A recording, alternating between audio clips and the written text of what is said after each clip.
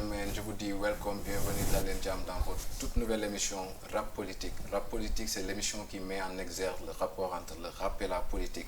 Et Taïna, pour notre première émission, nous avons l'honneur et l'immense plaisir d'accueillir Nigga Mass. Nigga Mass, ñu lay ziar. maa lay ziar Malick. Merci beaucoup ci invitation bi et je suis fier d'ouvrir cette première édition qui est Rap Politique, qui me parle directement ci li nga xamante ni sama une orientation la ak sama identité.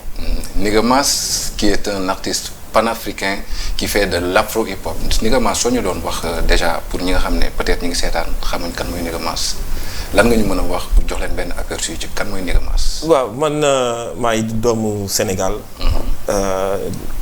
jàngee fii. di évoluer en Europe. et puis également di vivre art bi. di ko fësal.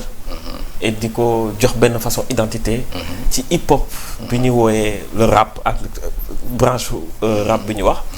mais également ma andi ci sama touche personnelle. comme ni nga ko waxee. l'afro hip hop. ba nga xamante ni dafa am du slam boo koy dégg day mel ni taalif. boo xam ne ni taalif buy yeete. buy joxe xam-xam. te buy jëriñ askan. taalif boo xamante ni dama ci boole. un ensemble d'instruments africains. lu mel ni ay xalam. lu mel ni ay kora. lu mel ni ay jum-jum. ba ci tëgg percussion yi ñu wooyee bugara bu Casamance. la flûte halpulaar ak parfois le sabar wolof. mu doon benn identité culturelle boo xamante ni dama ko mixé avec le hip hop urbain le rap urbain. le rap urbain mais dañ seetlu ci yow ci li ngay def. da nga ci jiital genre le panafricanisme maanaam dañuy sentir un artiste engagé ci li ngay def d'abord soo mënee ñëw ci li nga xam ne maanaam sa parcours soo si mënee ñëw. maanaam Nigga Mass lan la jot a def. ok effectivement am na solo trop. man j'ai fait actuellement 4 albums. yi nga xamante ni marché européen bi laa ko distribué ici au Sénégal également. donc les 4 albums effectivement dafa suivre benn identité logique. identité booy panafricanisme bi nga tudd léegi nii. panafricanisme mooy ñun lu ñu doon. boobu parce que ñun ay panafricains kese la ñu mën a doon. parce que ay africains la ñu. juddu màgge Afrique xam Afrique di aussi. fexe pour que Afrique mën a avancer ci domaine bu nekk muy domaine culturel bi muy domaine économique bi muy politique bi muy lépp li nga xamante ni moom moo ñu war pour ñu fexe Afrique suqaliku. Afrique dafa di continent boo xamante ni dafa dund lu metti dafa dund lu ñu wooyee esclavage dafa dund colonisation di dund tey néocolonisation. Afrique dañoo piller suñu richesse. Afrique dañuy piller suñu culture. Afrique dañu piller suñu xam-xam. depuis l'antiquité égyptienne. depuis l'antiquité nubienne loolu la suñu xam-xam yu mag yépp d'accord lu mel ni ay Cheikh Anta Diop teg ñu ci yoonu maanaam suqali lu ñu doon.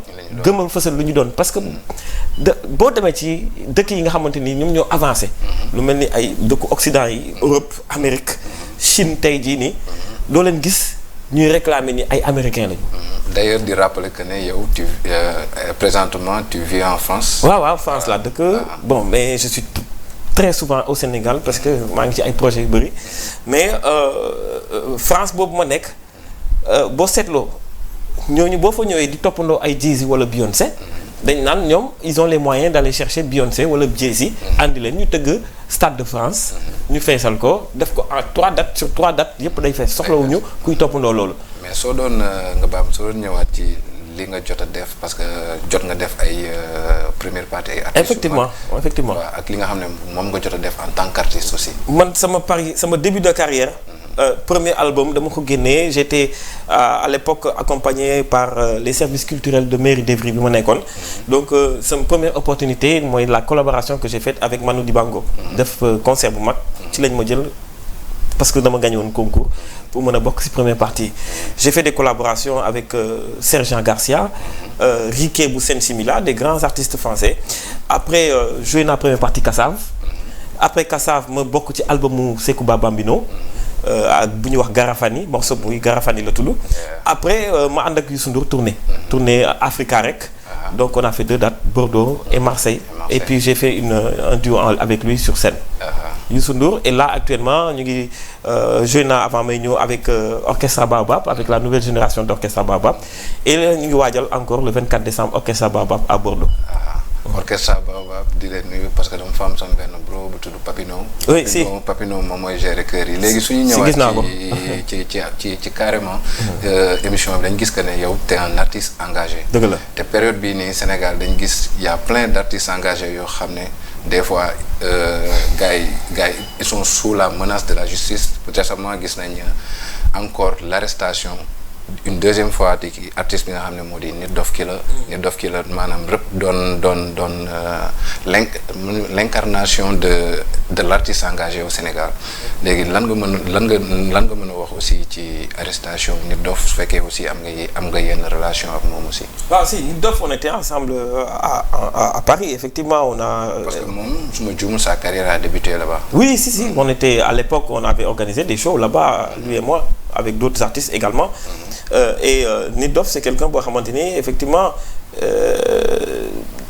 comme sama genre bi la bu ñu gisee injustice dañ koy dénoncer man ça fait depuis mon début de carrière saa yi ma ñëwee parfois télé yi sax dañ may bañ a invité parce que dañ naan kii bu ñëwee fii toj la fiy wax à l'époque censuré nañ ma jusqu'à présent ñu ngi may censuré bon soo bëggee ñu delluwaat ci loolu mais c'est quelqu'un boo xam ne depuis qu'il a mis les pieds il a mis en place une structure il a mis en place un projet qui semble marcher parce que maa ngi gis mi ngi def ay tournées ay stade et cetera show of the year et c'est quelque chose d'extrêmement important pour la culture urbaine et de la manière bu mu koy défendre mais la manière bu mu koy défendre aussi tamit dafa am un message engagé derrière kii boo xamante ni dafay jëriñ askan wi et la jeunesse patriotique gis na ci seen bopp donc loolu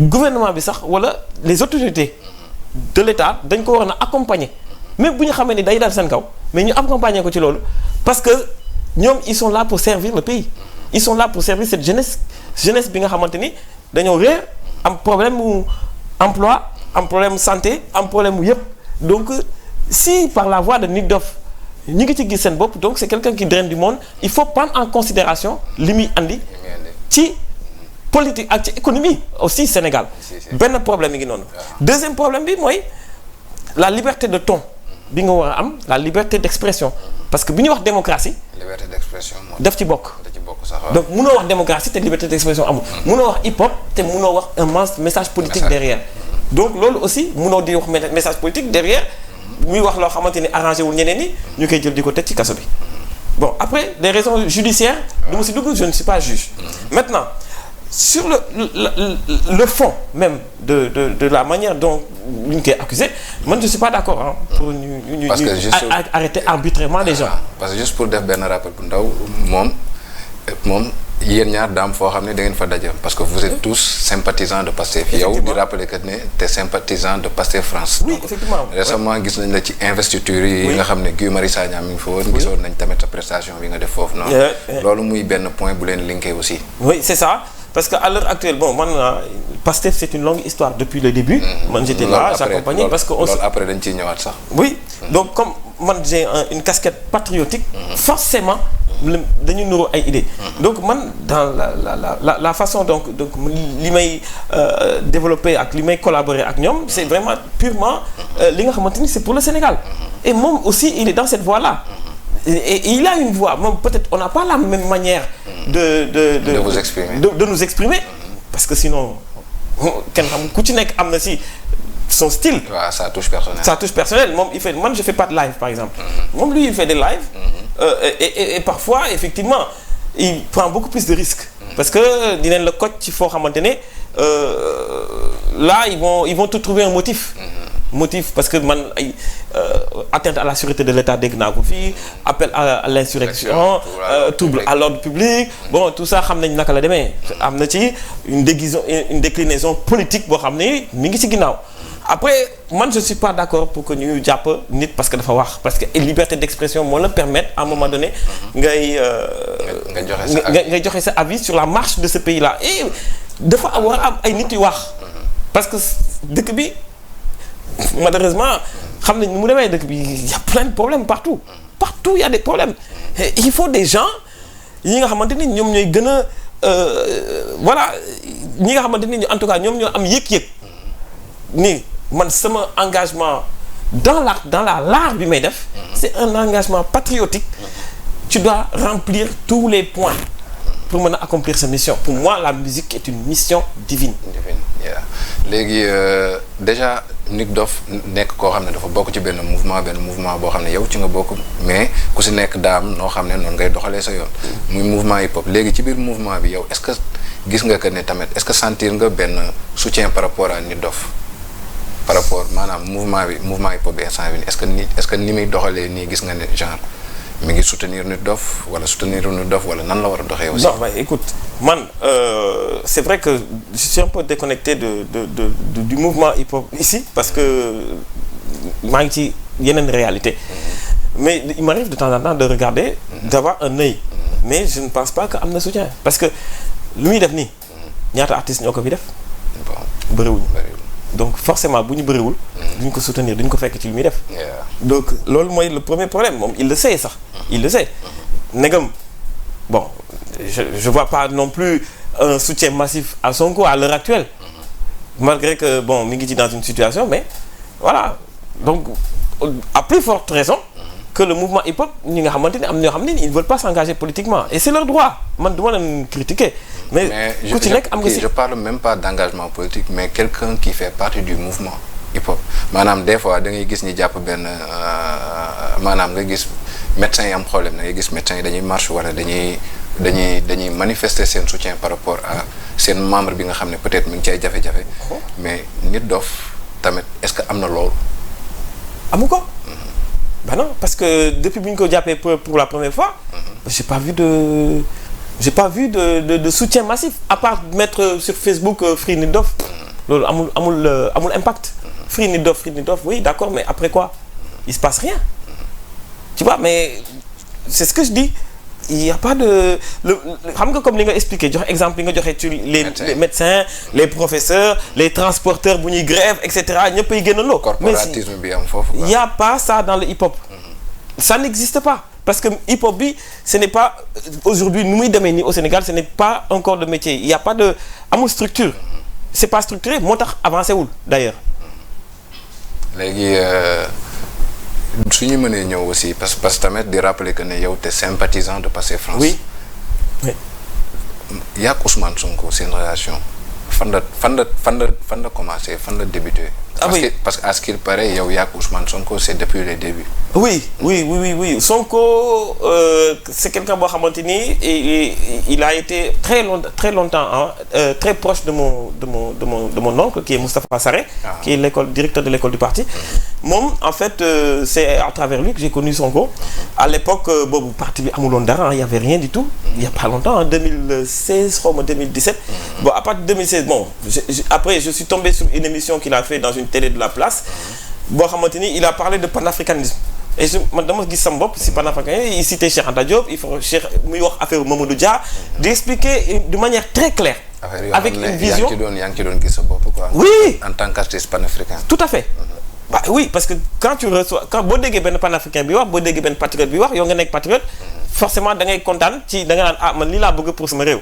Donc je dis kii il mérite soutien mais des na ma xoolaat ay affaire am ba si kanam donc au fur et à mesure je le voyais faire des sorties bon je vois Pastef qui s'est créé ak yu mel noonu qu'est-ce que j'ai fait donc du coup man j'ai eu à le soutenir à le faire connaître même à travers certains médias avec qui je collaborais les sites web en ligne donc j'avais tendance à beaucoup publier ces contenus donc du jour au lendemain je vois ça comment ça s'appelle amoon na comment ça s'appelle benn sortie bi mu defoon à l'Assemblée nationale affaire bi defoon buzz il a fait des révélations et c'est là où bon tout le monde partageait affaire bi di gën a dem après on s'est rencontrés à plusieurs reprises dem naa këram et cetera on a discuté donc ça je lui moi wax naa ko ne man sama xalaat ci ni ngay doxalee si politique lii ak lii la bon diaspora bi mën na gën a organiser et cetera on a parlé de beaucoup de sujets donc après on s'est revu à Paris bu mu ñëwee foofu doon def son très grand meeting man maa ko ibbi sax et là j'ai eu le soutien de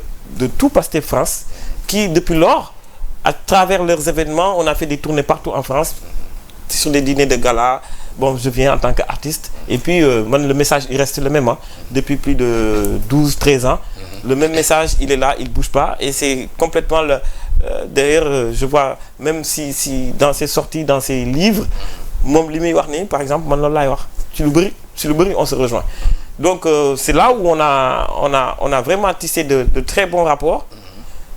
Mais après on s'est perdu de vue depuis je sais pas depuis ces histoires-là avec Adji Sarr ak yeneen ak yeneen. Il était débordé amatul temps donc bon je sais qu'il était dans des ennuis. Et malheureusement la situation actuelle non juste avant 2021 je crois la ñu gëj a collaborer gëj a wax. Ouais donc du coup affaire yi au fil de fil en aiguille je voyais que c'était très compliqué pour lui et donc je vois que également malgré que mu nekk sax dans des complications les choses tournent parce que France tourne très bien à merveille. Ici aussi je vois que gars yi tamit koo waxal mu ne la man patriote là foo dem ci dëkk bi ñu la patriote là et c'est pour moi c'est un sursaut massif que la population a exprimé et c'est un message fort qui montre que à l'heure actuelle on est en démocratie soit ñu nangu démocratie boobu soit ñu def leneen li nga xamante ni méngoowul ak li population bi bëgg. Par rapport ak sursaut massif boobu noonu ngay wax période bii nii jamono yee passé sax laay wax Ousmane Sonko dafa génnee benn déclaration boo xam ne beneen membre Pastef moo ko lire muy Sadikh Top mooy bi muy wax que ne pour que gars yi dem massivement parrainer ki nga xam ne moo di Bassirou Diomaye Faye léegi aussi en tant que quelqu'un koo xam ne peut-être fekkee nga yenn début lan nga gisoon par rapport lan moo newoon su fekkee ne gis nga ko taxawaayu Bassirou Diomaye Faye période yooyu noonu. Période en fait oui période yi. Avant quoi. Avant donc. Bassirou on se connaît pas mais je le suis beaucoup j'ai suivi ces débats gis naa ni muy liggéeyee aussi c'est quelqu'un boo xamante ni il m'a l'air extrêmement droit et rigoureux dans son travail parce que ku rigoureux dans son travail et perfectionniste boo ko gisee xam ko sur des détails loolu j'ai un atout pour lui et c'est quelqu'un boo xamante ni il est très effacé mais quand il fait des sorties, c'est tout de suite pertinent. C'est en fait c'est la relation directe. Maintenant, son choix, le choix de Sonko, ça peut se comprendre parce que c'est benn choix bu logique la. Benn choix la boo xamante ni effectivement boo waxoon Sonko tout de suite koy wax numéro 2 Bassirou Diomaye Faye. Donc forcément moom moo gën a siiw. dégguñu ko ci benn scandale am na xam-xam et puis il est très cohérent dans son discours je pense que pensez-vous qu'il peut porter le projet? Il peut le porter il peut porter le projet parce que lui il est mi ngi ci fondement au projet bi lépp lu Sonko di doon comment dire doon bâtir il était là. Il est là pour aussi tamit aiguiller donc lu ci bëri c'est comme si c'est un binôme et c'est ce que je disais dès le départ nee naa leen quand bu ngeen fondé benn structure bu toll nii il faut que chacun d'entre vous soit capable d'être leader Sonko bu fi nekkul keneen war na ko mën a nekk y a d'autres gens comme sama tonton Moustapha Sarré qui aussi pouvaient porter le projet yëpp xaw ma Pastef la ñu wax ou je sais ex-Pastef ñu maa ngi dégg mais bon après tout ça c'est des jeux de mots la nomination ne veut rien dire c'est la population directe mooy dem voter pour un candidat donc bu fekkante ni aujourd'hui porté nañ ko c'est cohérent c'est logique et maintenant il faut faire en sorte que li Pastef doon woote dinañ fekk ci Sonko ci li ñu ci li nga xamante ni moom la ñu gëmoon parce que mënuñu ne numéro 1 bi la ñu voteel te du ñu parrainer numéro 2 xam nga loolu lan lay nuróol ça veut dire que yow choix de personnalité ngay def. te projet bi du pour man. lii dafa mel ne luy indi benn rupture ci lenn lu yàgg am ci Sénégal mooy Sénégal dañu doon voter ay nit. waaw mais avec ce choix là on a l'impression que là les gars ils suivent le projet mais pas la personne. mais ça c'est un problème parce que bu fekkee ne loolu la c'est de l'idolâtrie te man yooyu man nekkuma ci parce que comme benn société booy diriger société bi si aujourd'hui le PDG n'est plus là la société doit continuer à fonctionner bu fekkee ne cette structure là ce modèle et ce schéma tactique n'a pas été mis en place ça veut dire que ça ne marchera pas kooku man je ne pratique pas par la langue de bois damay wax li am bu fekkente ni numéro 1 fexewul ba ñi ci topp ci ginnaaw mën a jël place am ça ne marchera pas. léegi noo gisee ñu naan instant bi nii Sonko dafa jël son poulain pour que mu dem combattre avec le poulain de Macky Sall qui est Amadou Ba. Bon ça c'est loolu yëpp ay jeu de mots là c'est de la rigolade. Parce que xam nga peut-être que ñenn ñi dañ doon dégg bon que Macky Sall am na un poulain. Bah écoute bu ñu jëlee Sonko ñeneen ñi tamit ils vont dire que ba yéen tamit vous avez votre poulain ay defante la quoi. loolu c'est affaire bu jeu récréation la bokk ma ci yooyu. non yooyu ay waxtaanu mbedd la. non léegi mën nañ ñëw aussi ci Pastef France parce que déjà ci investiture bi nga xam ne amoon na foofu muy investiture massive bi amoon foofu noonu. oui gis nañ nga doon ci acteur majeur. oui donc suñ mënee ñëwaat ci investiture bi ak présence Guy Marius Sagna ak tout ce qui a été fait là-bas. Bon ce qui est bien chez eux à Pastef France c'est que dañoo def benn structure bu organisée bi nga xamante ni affaire bu njuuj njaaj mënu fa am raison pour laquelle toutes les manifestations day réussir toutes les manifestations avec mesure ak li nga xamante ni moom la leen yoon permettre raison pour laquelle doo gis ay arrestations foofu noonu parce que foofu noonu booy def manifestation ce sont les forces de l'ordre ñoom ñooy lay accompagner man gis naa benn manifestation parce que peut-être fii image yi peut-être duñ ko diffuser demoon naa ci benn manifestation boo xam ni y avait plus de 7000 personnes pas que des Sénégalais pour préciser il y avait d'autres Africains parce que dafa tombé woon ci contexte problème bi am Niger donc Maliens yi wàcc Nigériens yi wàcc Sénégalais yi wàcc et ils ont quasiment il y avait beaucoup plus de Sénégalais effectivement mais c'était la marche pour Ousmane Sonko et c'est Pastef France qui l'a organisé c'est toute la capitale parisienne j'ai toutes les images si vous les voulez man mën naa leen ko jox était bloquée c'est-à-dire que quand tu as l'autorisation de la préfecture dañ lay ak jox ay forces de l'ordre yoo xam ne ñoom ñooy encadrer marcher plus de 3 kilomètres yoo xam ne ñooy marche ak yéen wax leen itinéraire bi ngeen jàll bu ngeen ko respecté wul ñu jàllal leen ñu wax leen fi ngeen war a jaar les routes étaient bloquées. léegi aussi puisque ñu ngi wax ci Pastef France ñu ngi wax ci France comment maître Juan Branco et comment il est aperçu par rapport yéen foofu noo leen ko gisee quoi.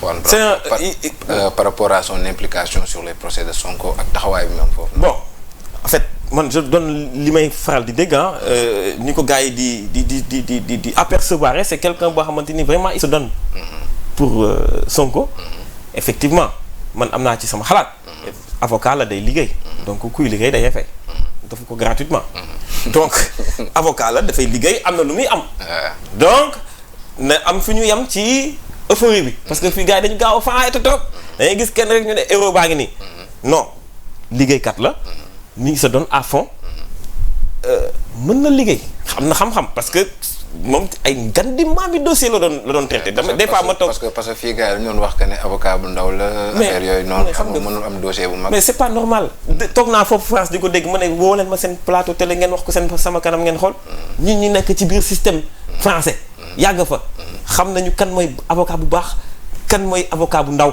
du ñu nekk fii ñooy ñi naan ñii ay avocats yu ndaw lañu parce que ñoom dëkkuñu ak ñoom ñi ñoo dëkk ak ñoom on les connaît Juan Branco c'est un très grand avocat gagné un procès avec les gilets jaunes c'est pas une petite affaire ki nga xamante il est réputé c'est quelqu'un de très bien respecté effectivement am na ay dossiers sous de table yoo xam ne génneel nañ ko mais loolu ça ne veut absolument rien dire c'est un être humain comme tout le monde mën nga jékki-jékki xëy benn bis ñu génneel la ay tuuxi doona mais ça ne veut pas dire que lu muy def kii ay ngan di dossier lay traité c'est un avocat très réputé. D'ailleurs sax ñu ngi dégg que c'est un avocat qui est même craint par le régime Macron français. Mais bien sûr ñemewuñu ko dafa saay-saay terme bi ma expliqué la pour wane ni que waa ji dafa xarañ ci li muy def dafa te bu la jàppee du la bàyyi c'est quelqu'un boo xamante ni lu mu màtt dafay dagg c'est quelqu'un boo xamante ni day topp kaa comme ni ko gars yi di waxee fii day lay topp ba nga sës tant que jeexul du la bàyyi xeexu njaago lay def tu vois donc c'est quelqu'un boo xam ne ni tant que dossier bi jeexul du dellu ginnaaw non léegi aussi su ñëwaatee ci Sonko carrément wàccaat Sénégal aussi récemment gis nga li CEDEAO wax ak li Cour suprême wax yow en tant que sympathisant ak en tant que sénégalais yow nan nga gisee loolu noonu sa gis-gis par rapport ak situation boobu noonu mais malheureusement xam nga foofu parce que CEDEAO li mu wax mooy moo waral tey ñi tax naan ex-Pastef. waaw Cour suprême li mu décidé dafa renvoyé waat li maanaam juste Sabassi Faye li mu décidé woon que ne Sonko peut recevoir ses fiches de parrainage. léegi dafa casser décision bi delloo ko waat au tribunal de Dakar aussi. xam nga en fait bon ma joxe sama avis oui oui du ma joxe sama avis en tant que partisan mais damay def une lecture. en tant que citoyen sénégalais. en tant que citoyen. xam nga CEDEAO mënul am influence ci justice ak état Sénégal. puisque am na ay précédents aussi avec Karim Wade aussi. oui xam nga kooku boo nee non non non ça fait 2 poids 2 mesures. boo nee Karim Wade foofu noonu dossier am. ni ñu ko traité. ak dossier bi boobu waxuloo mais dossier bi nga wax da nga naan mais pourquoi bële dossier. parce que avec Karim Wade ils avaient dañ ne woon l'État du Sénégal n'est pas contraint de se plier à la décision de la CEDEAO. mais moo ngi li ma wax c'est-à-dire que fii tamit avant même bu Sonko bi avant décision bi di génn tamit nee nañ que l'État du Sénégal n'est pas obligé de se plier à la décision de la CEDEAO. absolument dëgg la loolu foofu noonu état Sénégal rek moo am la compétence et la force de tenir ce dossier-là. CEDEAO pour man c'est une coquille vide malheureusement CEDEAO fii lañ fi taxaw ne Niger dans 48 heures dinañ dem dindi putschistes yi alors anañu. après mujjul fenn. fan lay mujj. wax bu bëri kese. parce que gars yi dañuy wax que ne d'abord que CEDEAO li gars yi wax waa nee nañ CEDEAO c'est juste un syndicat de présidents africains ba pare waxaat que ne CEDEAO dafi nekkal France. mais bien sûr. mais lan lay def à part bon bi jihadistes yi ñëwee ba Bamako. ñu ne leen préparez-vous pour aller. ñu ne il leur faut 6 mois de préparation. man foofu laa waxee ne jihadistes duñu dem Niger jihadistes yi tamit état du Sénégal mënuñu wax ne état du Sénégal def leen lii état du Sénégal mën na tëg mu ne defuma ko parce que c'est un état souverain mais après on peut se poser des questions est-ce que souveraineté bi c'est quand ça les arrange ou quand ça les arrange pas parce que ça c'est une question. mais oui mais loolu xam nga mënuñu apporter preuve mënuma wax ne. il y a pas de preuve palpable aussi. mënoo ko téye fenn parce que ku nekk ak mënoo xam li nekk ci bopp gaay mën nga commenter mën naa am sama avis. CEDEAO effectivement ak les Macron la France tout ça ñoom ils sont de mèche xam nañ li ñuy def la France n'a pas intérêt à l'heure actuelle que l'État du Sénégal bàyyi un opposant boo xam dafay ñëw xeex seen intérêt. surtout un panafricain ñun dañ may xeex man comme yenn fois lañ ma xeex. su ma toogoon fii dinaa wax ay dossiers yu bëri dañ ma fatigue depuis plus de 15 ans maintenant je suis catalogué. fiché. dañ ma catalogué dañ ma man bëgguñu ma gis. parce que tout simplement wax yi may wax la teg dama koy teg ci lu leer. surtout affaire panafricanisme. xam nañu lu ñu doxalee. xam nañu que nos richesses à l'heure actuelle malheureusement nous on n'a pas la main dessus dañuy coow nii rek mais on ne va pas nous laisser développer ce pays-là bu ñu France bàyyee tey jii Sénégal développé yeneen pays Afrique développé mais ñoom kan fan la ñuy jaayee seeni produits parce que ñun suñu produit bu ñu koy commencer di ko transformer fii di ko jaayal suñu bopp on n'a plus besoin d'importer et ñun suñu importation mooy rey suñu économie loolu moom ku ko waxul man damay dégg gars yi di wax fii mais xam nga ni loolu la ñu woowee la courbette dañuy wax nii rek mais xam nañu que munoo mënul développer ci ay importation kese c'est pas possible man fii damay jég lépp lu ñuy kii de gars yi dañuy il faut ñu importer ko lépp looy jënd da nga koy importer mais kañ ngay développer sa économie kañ ngay développer sa tissu industriel. d'où le débat de la préférence nationale aussi. loolu mooy yoon amul benn dëkk buy développer te amul loolu. amul benn dëkk buy développé te joxul cër culture joxul cër économie ak l'artisanat aussi. lépp lu jëm ci li nga xamante ni moom mooy li gars yi di excuser avec le développement inclusif parce que développement mosoo gis benn pays au monde buy développé parce que yeneen pays ñëw développé ko amul man de damay wax chaque fois économistes yi yéen da ngeen di jaay xam-xam économiste mais wax leen ma ban pays la yeneen pays développé ban pays moo développé ak benn monnaie boo xam ni moomu ko mais pays yi nga xam ne dañoo sous-développé avec monnaie boo xam ne ñoo ko moom gisuma ko. léegi juste pour balaa ñoo terminer bëggoon naa ñu brosser benn affaire tuuti. parce que nee nga yow defoo ay live. oui mais am na ñeneen ñi gis ñu def ay live on peut mën nañ ci citer kenn rek muy Mollah Morgun. yow nan nga gisee ñoom tamit seen job ak yan relation. mais ñooñu en fait oui ñoom c'est des activistes yoo xamante ni bon ils sont effectivement on peut les considérer comme des activistes extrêmes. parce que seen live bon des fois nga dégg ci ay saaga dégg ci ay des fois yoo xamante ni mooy c'est une forme de lutte la c'est une forme de lutte boo xam ne moom la ñu adopté et bon après ça peut gars yi mën nañ leen wax ñu xoolaat benn façon de faire. mais oui conseil la rek parce que pour man pour avoir plus de crédibilité mën nga jàllale sa message sans pour autant avoir même injure même violence aussi tamit fajul dara ça n'a jamais réglé un problème la violence il faut utiliser des tactiques et des méthodes bon yoo xamante ni mais malheureusement fii dafa mel ni gars yi dañu bëgg ay saaga quoi saaga yi ñoo neex gars yi je ne comprends pas saaga mais non c'est pas bon. c'est pas bon. oui. di rappeler gars yi que ne xam nga vous êtes dans votre toute nouvelle émission muy rap politique l'émission qui met en exergue le rap et la politique Nigga Mass tamit xam nga ñu ngi wax ci politique donc di fàttali gars yi que ne ça on va parler aussi de ta musique. tey bëgg nañ xam aussi Nigga Mass lan lay waajal. oui xam nga les projets de Nigga Mass. oui ok donc à l'heure actuelle donc comme ni ma la ko expliqué donc maa ngi ci sama 4e album donc. mi ngi tudd Bantu Yàlla bon on aura peut-être l'occasion de parler de ça voilà mais à l'heure actuelle dama passer beneen étape c'est l'étape de rentrer dans l'événementiel. Maintenant aujourd'hui on va offrir aux Sénégalais la possibilité de faire tourner des artistes locaux qui sont ici et qui font du bruit et que malheureusement il y a quelques producteurs qui font jouer certains artistes qui sont peut-être leurs favoris. Mais nous on offre autre chose je suis en collaboration avec benn label boo xamante ni mi ngi tudd Urban Empire dont le président s'appelle Asek que je salue un très grand professionnel de l'événementiel moom laay liggéeyal avec Ndali Production Keba qui est à Bordeaux ma koy saluer au passage maa ngi koy woowee jinne numéro 2 parce que man maay jinne numéro 1 bi kële mooy jinne numéro 3 tant que léegi nag bu ñu defee ay affaires yu taxaw peut ñu noonu la ñuy def ba kuy nekk jinne numéro 1 nekk jinne mais ay kàngam la ñaari kàngam yoo xamante ni ñu ngi waajal le 24 décembre à Bordeaux le deuxième événement avec Orchestra Baobab man maay def première partie bi donc ce sera à partir de 22h donc après dinañ leen jox événement yi équipe bi c'est visible sur mes pages Facebook Instagram donc Guddi Sénégal lañ koy wooyee c'est un concept qu'on va développer partout en France et ñi may liggéeyal ñoom yàgg nañu organiser des grands événements parce que ASEC il a fait il y a pas longtemps kii ni ñu koy woowee sax des grands artistes comme ay Patrice Alpha Blondy Tikandia gars yëpp et des artistes panafricains waaw aussi oui mais daf na ñeneen artistes français yu connus ba ngand xam nga